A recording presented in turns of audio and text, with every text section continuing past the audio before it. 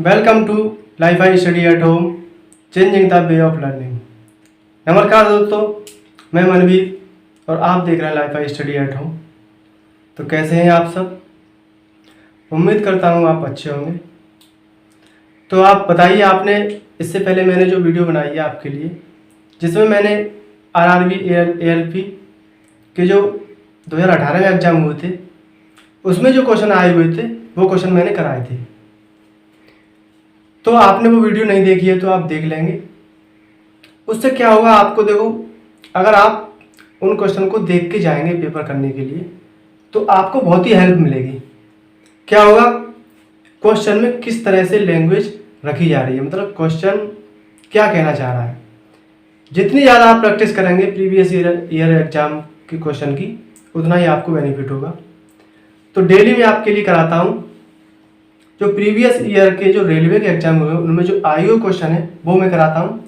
तो उनको आप जरूर देखिए। आपके ये 25-30 मिनट बहुत ही इंपॉर्टेंट होंगे। 25 या 30 मिनट आप डेली निकालिए और उनको देखिए।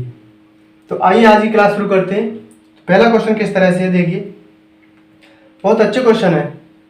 इसी तरह के क्वेश्चन आए हैं उनमें और फिर भी इसी से रिलेटेड आएंगे। आप ज़्यादा से ज़्यादा प्रैक्टिस कीजिए। देखिए क्या है क्वेश्चन पहला दिया है, यह 63, 87 और 123 को किसी संख्या से विभाजित किया जाता है तो प्रत्येक दशा में समान शेष बचता है। बड़ा से बड़ा संभव भाजक क्या है? संख्या 3 दी हुई है, 63, 87 और 123। 63, 87, 123 को किसी संख्या से विभाजित किया जाता है तो प्रत्येक दशा में समान शेष बचता है।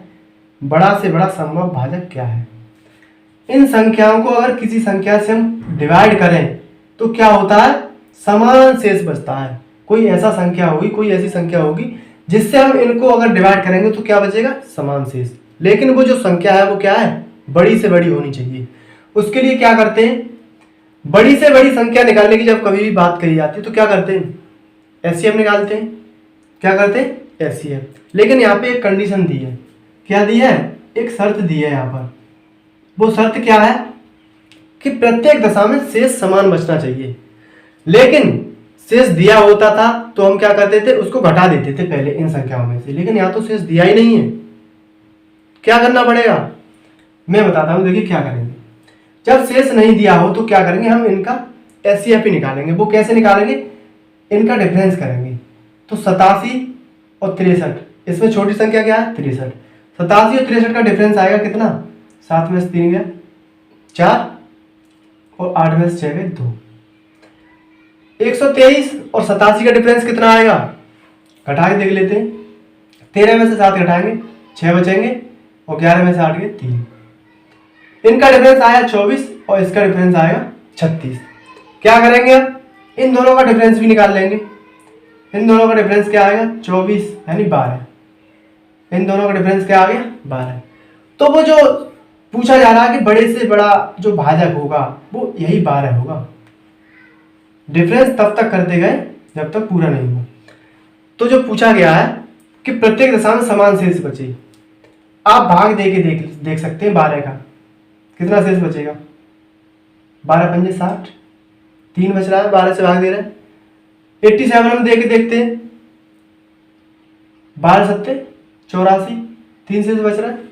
सब में समान शेष ही बचेगा। तो वो जो तुम्हारा नंबर है वो कितना है? 12। समझ में आ गया? हटाने के लिए कहाँ गया? हटा देते हैं क्वेश्चन। इसी तरह से आपको देखो, एक तो ये कंफ्यूजन नहीं रखना है दिमाग में कि कहाँ पे हम पहले घटाएं जो शेष दिया होता है, किस में हम बाद में घटाते हैं। जितनी ज़्यादा आप प्रैक्टिस करेंगे, जितनी ज़्यादा प्रैक्टिस करेंगे आप, उतना ही आपको लाभ होगा। एग्जाम में क्या होता है? टाइम होता है कम। वहाँ पे अगर आप यही विचार करेंगे कि घटाना है कि जोड़ना है तो टाइम निकल जाता है, पेपर ही पूरा टाइम निकल जाएगा। इसलिए आप ज़्यादा से ज़्यादा प्रीवियस ईयर में जो क्वेश्चन आए थे उनको करके जाइए, क्योंकि उससे आपको ये लाभ होगा एक तो कि क्वेश्चन किस तरह के आते हैं और संख्या उनके नंबर चेंज होंगे, पैटर्न वही होगा बिल्कुल। देखिए नेक्स्ट क्वेश्चन क्या है, सबसे छोटी संख्या क्या है जिसमें 3 की वृद्धि करने से 27, 35, 25 और 21 से विभाज्य है। संख्या क्या क्या दी है, एक दी है 27 और क्या है 35, 25 और 21। 27, 35, 25 और 21 पूछा गया है सबसे छोटी संख्या क्या है जिसमें 3 की वृद्धि करने पर इन संख्याओं से वो डिवाइड हो जाए। वो संख्या निकालनी है जिसमें अगर आप 3 जोड़ दें तब जो संख्या पूरी बनेगी वो संख्या इन सबसे डिवाइड हो जाए। तो सबसे छोटी संख्या निकालने की बात कही जा रही है, तो क्या करते हैं, सबसे पहला काम हमारा क्या होता है, एलसीएम निकालना होता है। एलसीएम निकाल देते हैं। देखिए विषम संख्या है, 2 से कटेगा नहीं, 3 से काटते हैं। 3 से ये कटा 9 बार, ये 35, ये 25 और ये 7। फिर काटते हैं 3 से, ये 3 बार, ये 35, ये 25, ये 7। अब देखो फिर काटते हैं 3 से, 3 से 3 एक बार, 35, 25 और ये 7। 3 का काम खत्म हो गया। 5 से काटते हैं। अब 5 से काटेंगे 35 को, कितनी बार कटेगा, 7 बार, और ये कटेंगे 5 बार और ये 7। कुल मिला के 5 और 7 ही बचे हैं, तो एक बार 5 और एक बार 7। इन सब का क्या करेंगे, गुणा करेंगे। गुणा करेंगे तो एलसीएम जो निकल के आएगा, लासा जो निकल के आएगा, कितना निकल के आएगा, 4725। क्या कर दिया, गुणा करना है। इन सब का क्या करना है, गुणा। कितना आया, 4725। कहने का मतलब ये जो संख्या निकल के आई, ये जो संख्या निकल के आई 27, 35, 25, 21 से पूरी तरह डिवाइड होगी, क्योंकि इन सभी का ये एलसीएम है, इन सभी का ये एलसीएम है, तो इन सब से ये डिवाइड होगी। लेकिन हमें तो वो संख्या निकालनी है जिसमें 3 जोड़ दें तब डिवाइड हो, जिसमें 3 जोड़ दें तब इन संख्याओं से डिवाइड हो। तो वो संख्या क्या होगी, 4722। क्या होगी, 4722। क्यों होगी, क्योंकि अगर 4722 में आप क्या करेंगे, 3 जोड़ेंगे तो संख्या क्या बनेगी, 4725 क्या बनेगी, जो कि इन सभी संख्याओं से पूरी तरह डिवाइड होगी। ठीक है, तो बिल्कुल भी दिमाग में कंफ्यूजन नहीं रखना है, नहीं रखना है। क्या नहीं रखना है कि 3 को जोड़ना था या 3 को घटाना था। बिल्कुल बेसिक से समझ लो कि संख्या निकालनी क्या है। क्वेश्चन धीरे से पढ़ लो, ध्यान से पढ़ लो। तो हमने इसमें से 3 घटा दिए, जो एलसीएम आया उसमें से क्या किया, हमने 3 घटा दिया, और जो आपका आंसर निकल के आया वो कितना है, 4722। आंसर कितना आया, 4722। समझ गए, बिल्कुल धीरे धीरे सबको समझ में आएगा। हटा देते हैं क्वेश्चन को। नेक्स्ट क्वेश्चन क्या है, इसी तरह के क्वेश्चन आते हैं, कहाँ जोड़ना है, कहाँ घटाना है। प्रैक्टिस करिए जितनी आप कर सकें। नेक्स्ट क्वेश्चन है, ये तो लिखना पड़ेगा क्वेश्चन। देखो 2 की पावर कितनी है, 2 की पावर 3 है, गुणा 3 की पावर 3 है, 5 की पावर 2 और गुणा 7। एक तो ये दिया है, फिर दिया 2 की पावर 4, 3 की पावर 2, 5 की पावर भी नहीं है, और 7 की पावर दी है आपको 2, गुणा में 11 भी दिए। आगे दिया है 2 गुणा 3 की पावर 3 गुणा 5 की पावर 4, इतना दिया है। क्या निकालना है, एलसीएम निकालना है। एलसीएम निकालना सिंपल क्वेश्चन है। देखो ये तो, लेकिन घातों का ध्यान रखना है कहाँ पे क्या है। एलसीएम में क्या करते हैं, जो सबसे बड़ी घात होती है, जैसे 2 है तो इन तीनों में देखेंगे 2, 2 की पावर यहाँ 3 है, यहाँ 2 की पावर 4 है, यहाँ 2 की पावर 1 ही है। तो सबसे ज्यादा घात क्या है 2 की, तो लासा निकालना है इसका। तो 2 की घात सबसे ज्यादा 4 थी, तो 4 लिख ली। और देखो इसमें कुछ छोड़ना नहीं होता है, जैसे 11 अकेला ही आया है, इसमें नहीं है, इसमें भी नहीं, तो लिखना 11 को भी है, लिखते सभी हैं, और जो सबसे ज्यादा घात होती है उनको लिखते हैं। तो 2 की घात 4, 3 की घात यहाँ 3 है, यहाँ 3 है, यहाँ 2 है, तो ज्यादा तो हुई 3 की घात 3, 5 की पावर यहाँ 2 है, यहाँ 5 की पावर 4 है, यहाँ 1 है, ज़्यादा कौन सी है? 5 की पावर 4। 7 अकेले हैं, 7 की पावर 2 है, तो ज़्यादा कौन सी हुई? 7 की पावर 2। और क्या बचा? और 11। जो एलसीएम होगा आपका वो यही होगा। समझ गए? सिंपल क्वेश्चन था, कुछ नहीं। आपको ये ध्यान रखना है कि एचसीएफ में क्या होता है, एचसीएफ में जो कॉमन होता है, और अगर ऐसे गुणा में घातों के रूप में दिया है क्वेश्चन, तो जो लोएस्ट घात होगी, जो कम से कम घात होगी और सब में उपस्थित होनी चाहिए, वो वाली लिखते हैं। ठीक है, समझ गए? हटा देते हैं। देखिए नेक्स्ट क्वेश्चन क्या है। इसी तरह के क्वेश्चन आते हैं आपके। अच्छा क्वेश्चन है, देखो 175 केले और 105 संतरे कितने छात्रों में समान रूप से बांटे जा सकते हैं? 175 केले हैं, क्या है? केले, और 105 संतरे। 175 केले और 105 संतरे हैं, बच्चों में बांटने हैं। जितने केले पहुंचे बच्चे पे उतने ही संतरे पहुंचने चाहिए और बचने भी नहीं चाहिए। क्या करते हैं? ऐसे क्वेश्चन करने के लिए हमें क्या निकालना होता है? एचसीएफ। ऐसे क्वेश्चन करने के लिए हम क्या निकालते हैं? उनका मासा। तो इनका निकालते हैं एचसीएफ। क्या निकालते हैं? एचसीएफ। एचसीएफ निकालने के लिए इनके गुणनखंड कर सकते हैं आप। जैसे 175 के अगर मैं गुणनखंड करूं तो क्या होता है? 3 गुणा 175 होता है 35 गुणा 5। 105 क्या होता है? 105 होता है 35 गुणा 3। ये क्या है? केले, ये है संतरे। दोनों में कॉमन क्या आ रहा है? 35। अगर बच्चों को आप 35 केले और संतरे देंगे तो समान रूप से बटेंगे और एक भी केला और एक भी संतरा नहीं बचेगा। क्या करना था? एचसीएफ निकालना था। ठीक है, समझ में आया? इसी तरह के क्वेश्चन आते हैं आपके, तो आप करके जाइए पहले से ही, जिससे कि आपको कोई प्रॉब्लम ना हो। नेक्स्ट क्वेश्चन क्या है?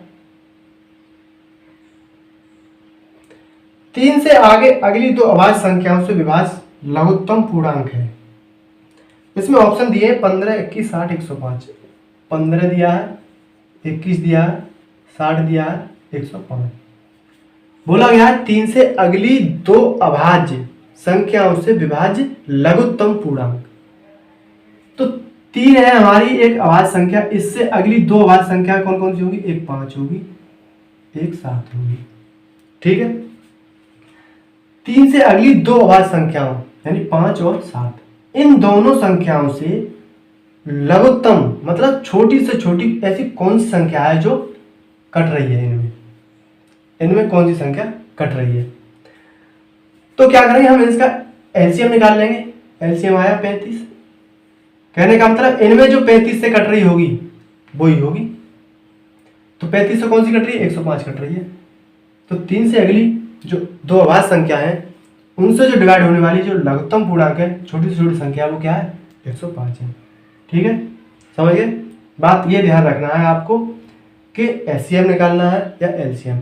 इसी वजह से मैंने ये आपका पहला चैप्टर शुरू किया है, एचसीएफ और एलसीएम। एचसीएफ एलसीएम से संबंधित जितने भी क्वेश्चन तुम्हारे आए हुए हैं टोटल क्वेश्चन करा देंगे, उसके बाद शुरू करेंगे नेक्स्ट जो चैप्टर है उसके क्वेश्चन। ठीक है, नेक्स्ट क्वेश्चन करते हैं। देखिए अच्छे अच्छे क्वेश्चन हैं, करके जाइए आप। 2 संख्याओं का अनुपात 3:4 है। जैसे कोई भी संख्या होंगी, मान लिया मैंने एक संख्या ए दूसरी बी, उनका जो रेशियो दिया है क्या दिया है? 3:4। आगे बढ़ाया है तो उनका लघुत्तम समावर्त 240 है। लासा क्या दिया है? 240 है। तो संख्याओं में सबसे छोटी संख्या क्या है?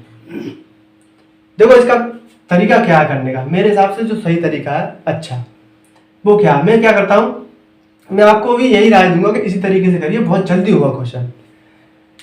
जैसे एलसीएम दिया है तो हम जानते हैं कि एलसीएम की एलसीएम से तुलना तो कर सकते हैं, मतलब लासा के बराबर लासा तो रख सकते हैं ना। एक्चुअल में जो लासा दिया है वो 240 दिया है उन संख्याओं का, लेकिन रेशियो में क्या दिया है? 3 और 4। तो हम क्या करेंगे, जो उनका रेशियो दिया है उनमें देखेंगे इन दोनों का लासा क्या होगा, मतलब इस रेशियो का लासा क्या होगा। कहने का मतलब जो 3 है और ये 4 है, इनका लासा क्या होगा, आप कहेंगे इनका लासा 12 होगा। तो रेशियो का लासा है 12 और एक्चुअल में जो लासा दिया है वो कितना है 240। तो 12 बराबर 40, यहाँ से एक रेशियो की वैल्यू या एक यूनिट की वैल्यू जो निकलेगी वो कितनी निकलेगी 20। 12 से मैंने काट दिया इसे, एक यूनिट की वैल्यू कितनी निकली 20। पूछा है छोटी संख्या, छोटी संख्या रेशियो में कितनी थी, छोटी संख्या रेशियो में कितनी थी 3।